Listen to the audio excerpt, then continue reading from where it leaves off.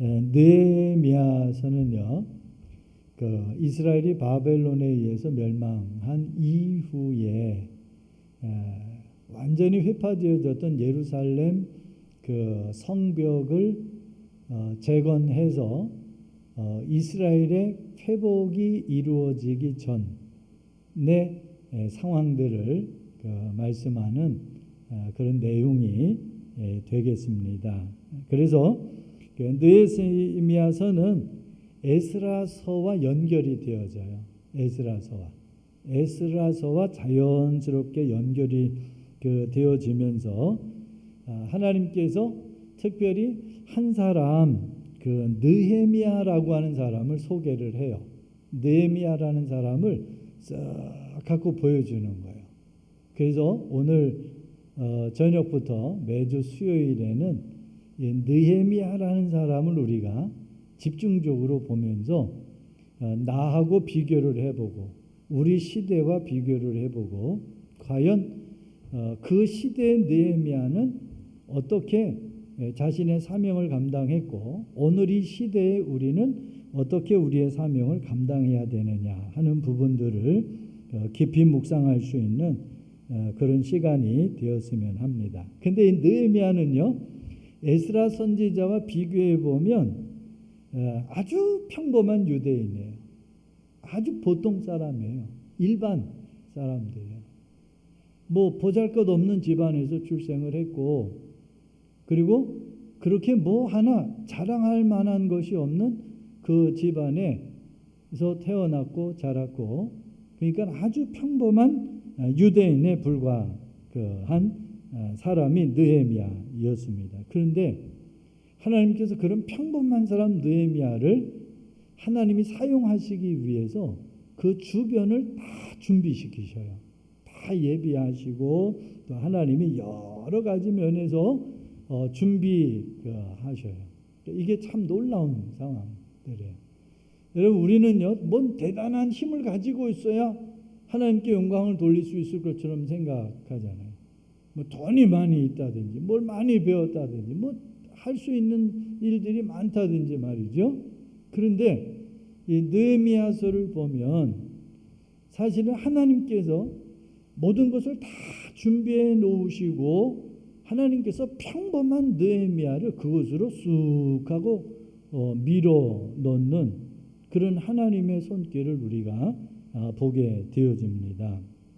그러니까 하나님이 준비하시고 그리고 그 준비된 상황들 속에서 느헤미야를 하나님께서 확 붙잡으시고 일을 하시는 그런 상황들을 느헤미야서를 통해서 보게 되는 거예요. 그러니까 우리에게도 소망이 있는 거예요.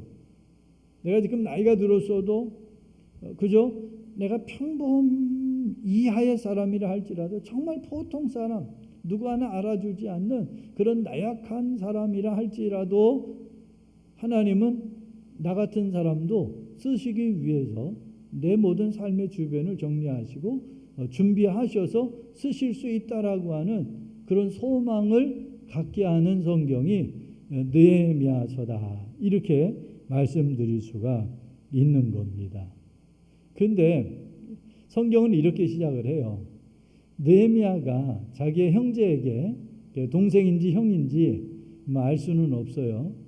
근데 자기 형제에게 고향에 대한 소식을 듣게 되는 거예요. 예루살렘 소식을 듣게 되는데 굉장히 가슴 아픈 그런 고향 소식을 들은 거예요. 너무너무 가슴 아픈 고향 소식을 들은 거예요.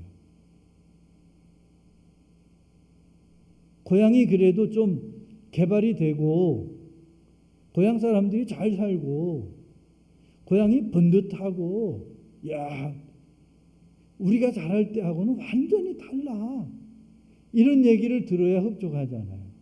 그런데 고향 소식이 들려오는데 들려오는 그 고향 소식들이 가슴 아픈 소식들만 들려오는 거예요. 성벽은 다 무너져 내렸고 성전도 다 파괴되어졌고 하나님의 백성들이 하나님의 백성으로서의 정체성을 잃어버리고 방황하고, 그래서 과연 하나님이 살아계신가 싶을 정도로 하나님의 백성들이 큰 고통 가운데 있다는 그런 고향의 소식을 들을 때에 느헤미야가 너무 가슴이 아파서 하나님 앞에 조국을 위해서 자기 민족을 위해서 금식하면서 기도해요. 금식하면서 기도해요. 그 느헤미야는 가슴 아픈 조국의 현실, 가슴 아픈 고향의 현실들에 대해서 들으면서 그가 한 첫 번째 일은 뭐냐 하면 금식하며 하나님의 은혜를 구하는 일이었어요. 그 기도가 느헤미야로 하여금 하나님이 맡기신 일들을 감당해서 그 시대의 거룩한 부흥을 일으키는데 주역으로 쓰임을 받게 되는, 주역으로 하나님 앞에 붙들리는 놀라운 에너지가 되는 것을 살펴볼 수가 있어요. 자, 근데 이 느헤미야서 1장에는요, 느헤미야에 대해서 이렇게 소개를 합니다. 하가랴의 아들이다. 이 느헤미야서는 느헤미야 자신에 의해서 기록이 되었습니다. 그런데 느헤미야는 자기 자신에 대해서 소개하고 언급을 할 때 하가랴의 아들이야 나는. 우리 아버지는 하가랴입니다. 여기서 끝나버리는 거예요. 더 이상 얘기를 하질 않아요. 아주 단순해요. 심플해요. 하가랴라는 사람이 내 부친이다 라고 이야기를 합니다. 자신의 집안의 배경이 어떠한지, 자기가 어떻게 배웠는지, 그리고 자기의 비전은 뭔지 이런 것에 대해서는 전혀 이야기하지 않냐고, 다만 나는 하가랴의 아들입니다 이렇게 얘기를 해요. 그러니까 아마도 이런 모습을 보면 느헤미야는 그렇게 좋은 집안에서 출생하지는 않은 것 같아요. 그 집안이 별 일 없는 그런 집안일 수도 있겠다라는 생각을 하게 되어집니다. 제사장도 아니었고 학사도 아니었고 레위인도 아니었고 그저 아주 평범한 가문의 유대인, 그저 그 시대에 있는 듯 없는 듯 아주 평범한 그런 가문의 사람이 느헤미야더라는 거죠. 그런데 중요한 것은 그런 평범한 사람도 하나님은 들어 쓰시더라는 거예요. 할렐루야. 그런 평범한 사람을 하나님께서 들어 쓰시더라는 거예요. 하나님께서는요, 굉장한 사람들만 불러가지고 쓰시는 것이 아니라 아주 평범한 사람, 있는 듯 없는 듯 보일 듯 만 듯한 그런 사람들. 모세는요, 말도 제대로 못했잖아요. 모세는 말도 제대로 못했어요. 요셉은 종살이 하던 그런 인물 아닙니까? 종살이 하던 그런 인물 아니에요. 이게 하나님이 쓰시는 사람은 굉장한 사람이 아니라 평범한 사람들, 이런 평범한 사람들을 하나님께서 쓰시는데 하나님께 헌신할 수 있도록 하나님께서 준비시키시고, 그리고 하나님의 그 타임 스케줄 속으로 이끌어 가셔서 하나님이 쓰시더라는 거예요. 단순히 느헤미야는 자기를 소개할 때 나는 하가랴의 아들입니다 라고 했어요. 그런데 단순하게 자기 자신 하가랴의 아들이라고 소개하는 이 소개 장면을 생각하면 저는 그런 생각을 한 거예요. 야, 하나님은 참 대단하시다. 이렇게 평범한 느헤미야를 들어 쓰시다니. 그런데 또 하나 자기 자신을 쓱 얘기하는 게 뭐냐면, 사실 저는 아닥사스다 왕의 술 맡은 관원입니다 이렇게 얘기를 해요. 아닥사스다 왕의 술 맡은 관원입니다. 그러니까 그 시대에 유대인 포로로 바벨론에 끌려왔어요. 그리고 바벨론의 아닥사스다 왕의 술 맡은 관원, 오늘로 말하면 뭐냐면 셰프라는 말이에요. 셰프. 아무에게나 왕의 셰프를 시키나요? 아무에게나 왕의 셰프를 시켰다가 큰일 나게요. 그러니까 왕이 절대적으로 신임할 수 있는 그런 사람. 그러니까 비록 평범한 가문의 보통 사람 출신이었지만 느헤미야는 개인적으로 볼 때 굉장히 성품이나 그 능력이 이방의 왕 아닥사스다 왕이 인정할 정도로 탁월한 그런 영향력을 가지고 있는 그런 사람. 그러니까 술 맡은 관원이라고 하니까 술만 만들어 가지고 술만 먹이는 사람인가 그렇게 생각할 수도 있지만, 술 맡은 관원이라고 하는 것은 오늘날로 말하면 그 셰프예요. 셰프. 대장금이라는 말이에요. 대장금. 셰프예요. 그러니까 왕의 신임을 한 몸으로 받고 있는 거잖아요. 그러니까 평범한 유대인이었지만 평범하지 않은 그런 사람이 느헤미야더라는 거예요. 아무에게나 술 맡은 관원의 역할을 주지는 않아요. 왕의 특별한 신임을 얻은 자만 이 책을 맡을 수 있었어요. 그래서 역사가 헤로도투스는 이 당시 왕에게 가장 영향력을 행사할 수 있었던 사람은 왕비와 술관원 이 두 사람이었다. 그러니까 이 시대에, 느헤미야 시대에 왕의 마음을 움직일 수 있는 가장 큰 영향력을 왕에게 미칠 수 있는 사람이 왕비였고, 그 다음에 술관원 이 두 그룹이었다, 이 두 사람이었다라고 헤로도투스라는 역사가는 설명을 해요. 그러니까 평범한 사람이었지만 개인적으로 얼마나 노력을 했겠어요. 얼마나 자기 자신의 미래를 위해서 준비했겠어요.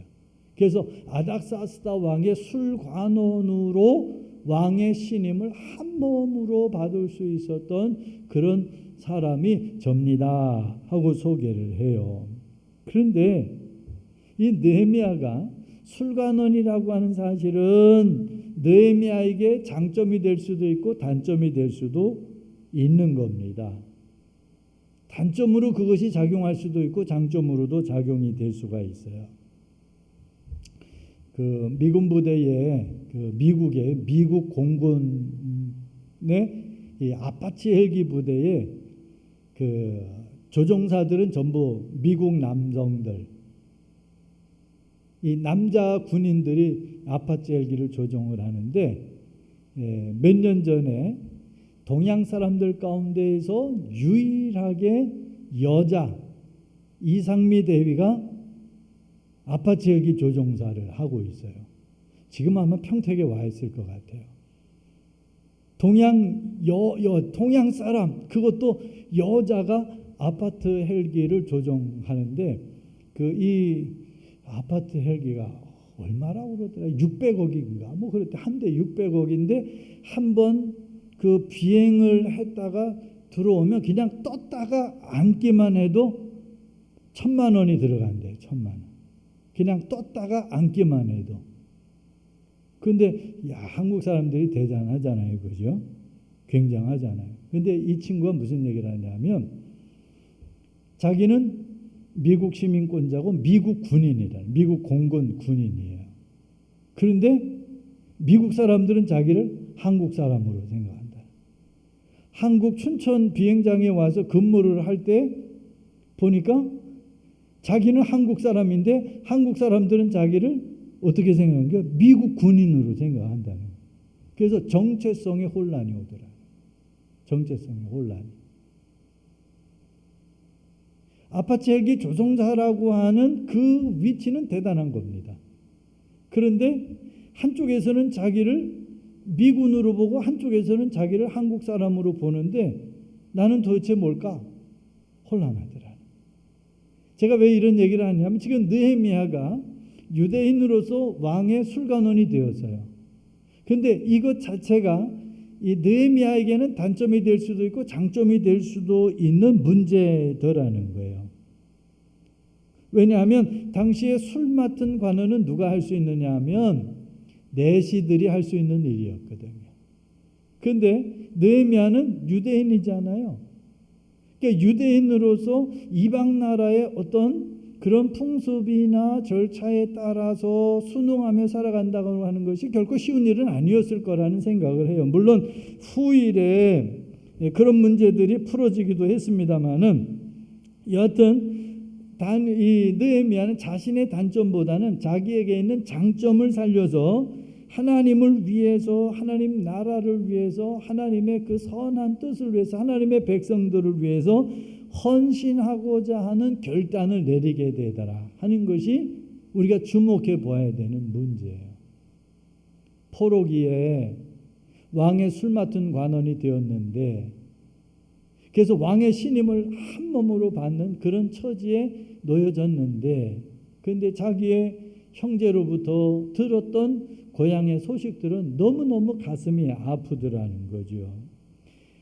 느헤미야의 이야기는요, 아닥사스다 왕 20년에 시작이 됩니다. 이때는 주전 445년이었어요. 에스라가 사역을 시작한 13년이 지난 뒤였습니다.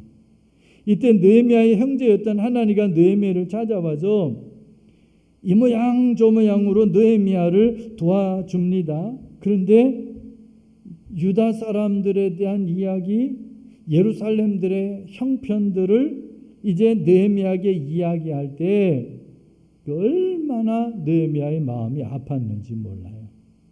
그런데 참 감사한 것은 그런 느헤미야에게 누가 있었더라는 거예요? 형제가 있었더라는 거예요. 하나니라고 하는 형제가 있었더라는 거예요. 동생이 될 수도 있고 형이 될 수도 있는 그런 형제가 이 모양 저 모양으로 느헤미야를 돕는 거예요. 그러니까 우리가 그 인생길을 걸어가다 보면 이 모양 저 모양으로 우리를 돕는 사람이 있어요. 사명을 감당하다 보면 나 혼자 감당하는 것이 아니라 그 사명을 감당하기 위해서 돕는 손길들이 있습니다. 있어요. 중요한 것은 우리가 하나님 앞에 어떤 모습으로 서느냐라고 하는 거죠. 하나님의 뜻을 이루고자 하는 마음을 갖게 되면 하나님께서 붙여주시는 거예요. 너 혼자 고생 죽어라고 해라 이렇게 하시는 것이 아니라 도울 수 있는 사람들을 붙여주시고 모든 것을 하나님이 준비시켜 주시고 하나님이 이끌어 가시는 거죠. 하나님과 이야기하는 예루살렘의 상황, 그것은요 큰 환난을 지금 만났다는 거예요. 예루살렘이. 그래서 이방인들로부터 능욕을 당하고 있다는 거예요. 예루살렘 성이 회파되어졌다는 거예요. 성문들이 다 불타 없어져 버렸다는 거예요. 그런데 이런 상황들은요 에스라서 9장과 10장에 보면 아주 적나라하게 나타나고 있습니다.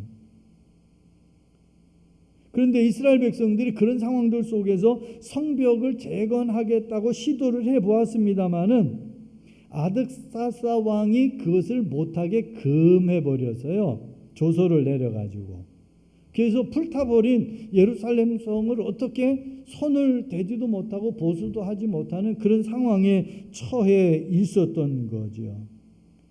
모든 것이 막혀버렸어요. 절망할 수밖에 없는 그런 상황 속에 있는 거예요. 자, 그런데 그런 상황들을 하나님으로부터 느헤미야가 다 듣습니다. 들어요.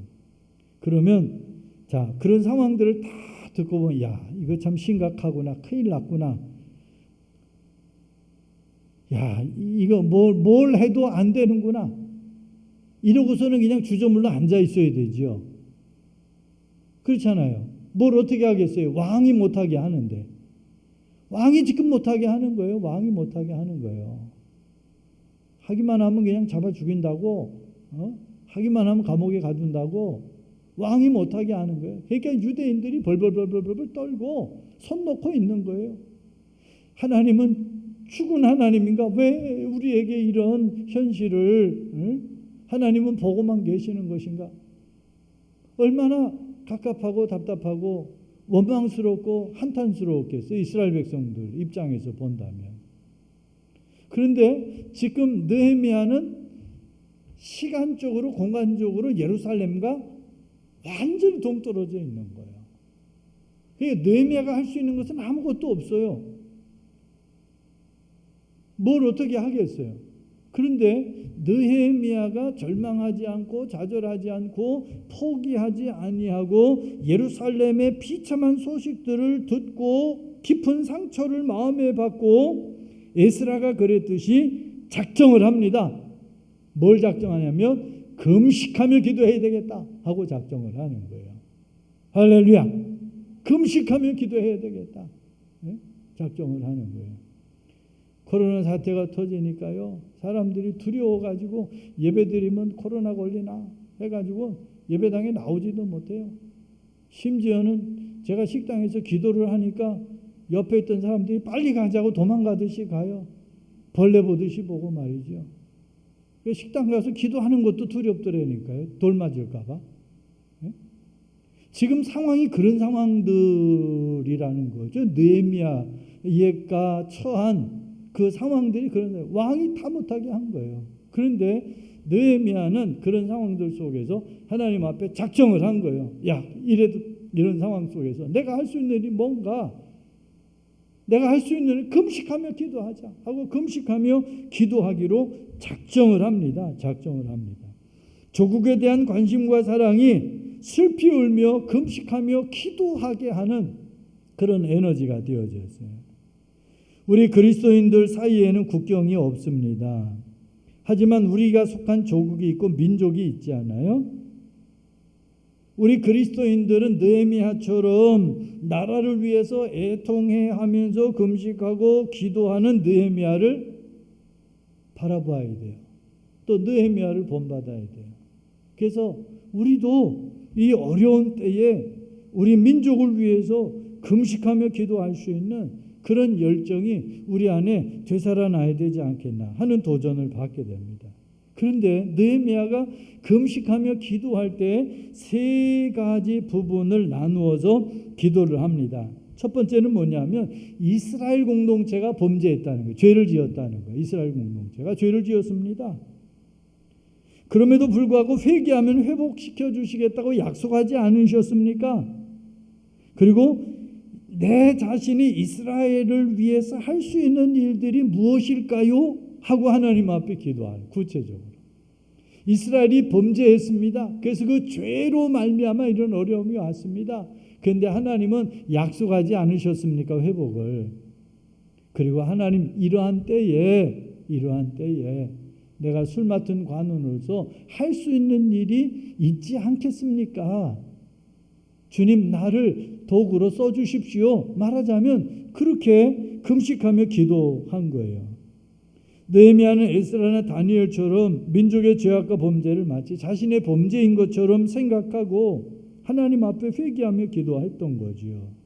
어찌 보면 이런 느헤미야의 태도는요, 구원받은 사람들의 바른 태도라는 사실을 가르쳐 주는 거예요.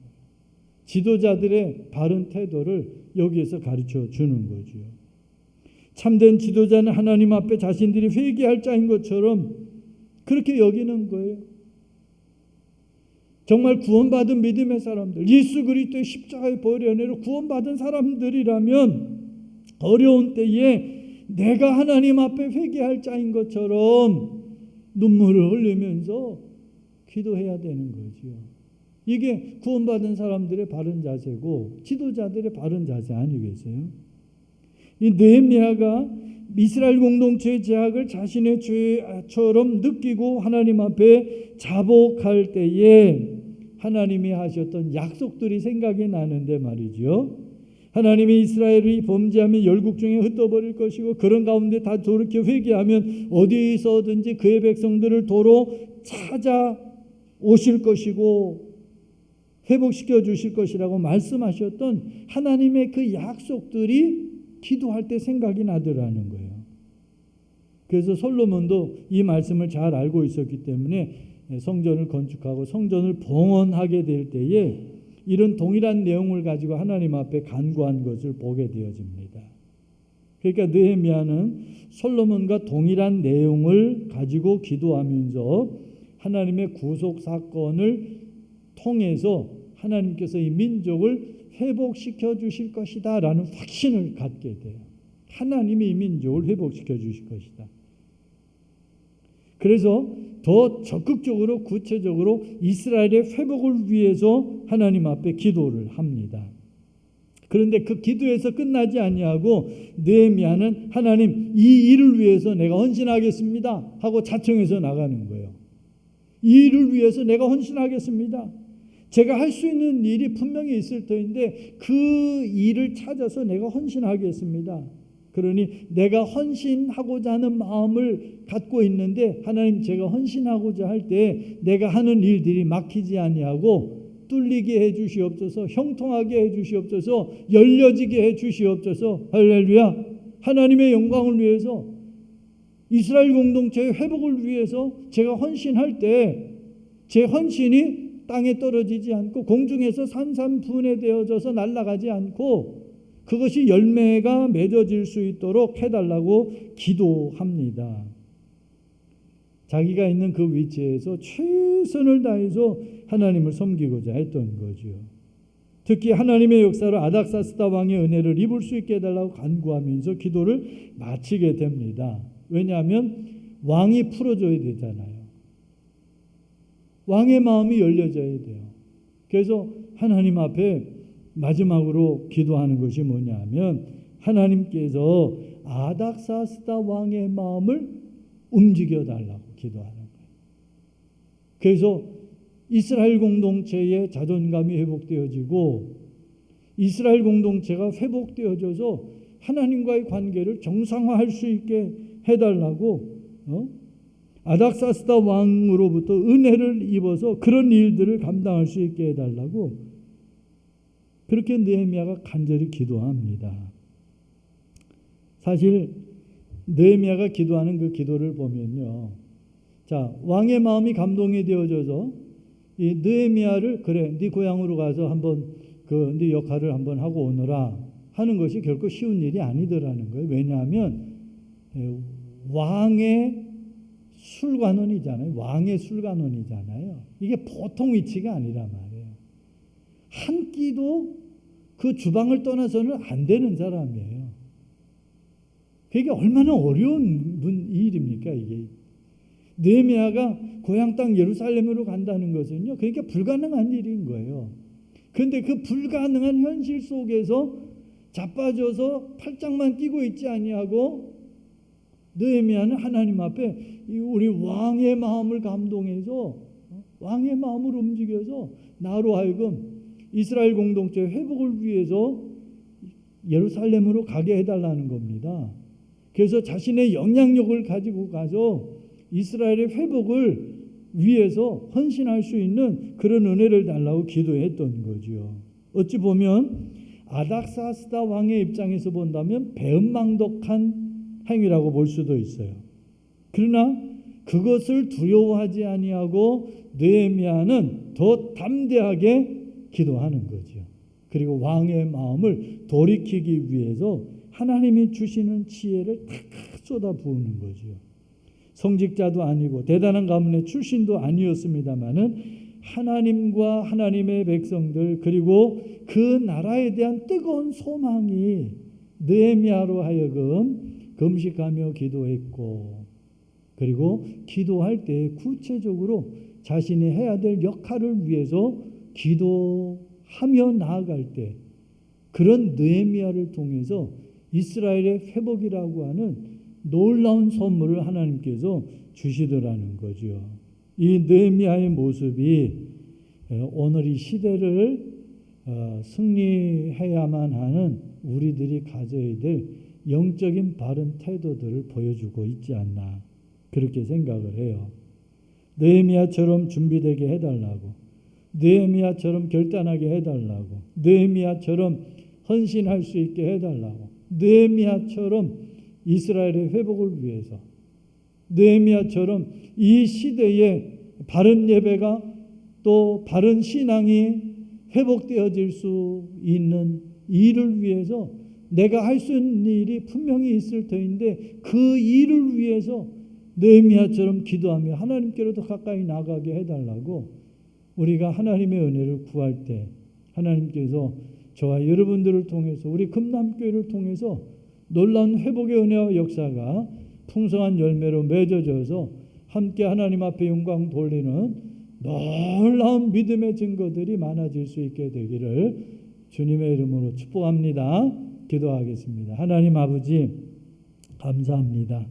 오늘 저녁부터 느헤미야서를 강론하며 느헤미야를 통해서 은혜 받고 느헤미야를 통해서 우리들의 삶의 현장에서 하나님의 그 위대하신 능력과 회복하시는 그 은혜들을 마음껏 선포하며 그것을 누리며 나눌 수 있는 믿음의 승리자들이 되기를 원합니다. 오늘 귀한 말씀 우리에게 주셨는데 느헤미야의 삶의 여정 가운데 모든 것을 예비하신 하나님께서 우리들의 삶도 예비하여 주시고 느헤미야처럼 결단하고 헌신하고자 할 때에 그 길을 열어주셔서 회복해 하시는 하나님의 놀라우신 능력을 함께 경험해 갈 수 있도록 축복하시는 하나님을 온몸으로 우리의 삶의 모습들을 가지고 체험하는 우리 모두가 되게 하여 주시옵소서.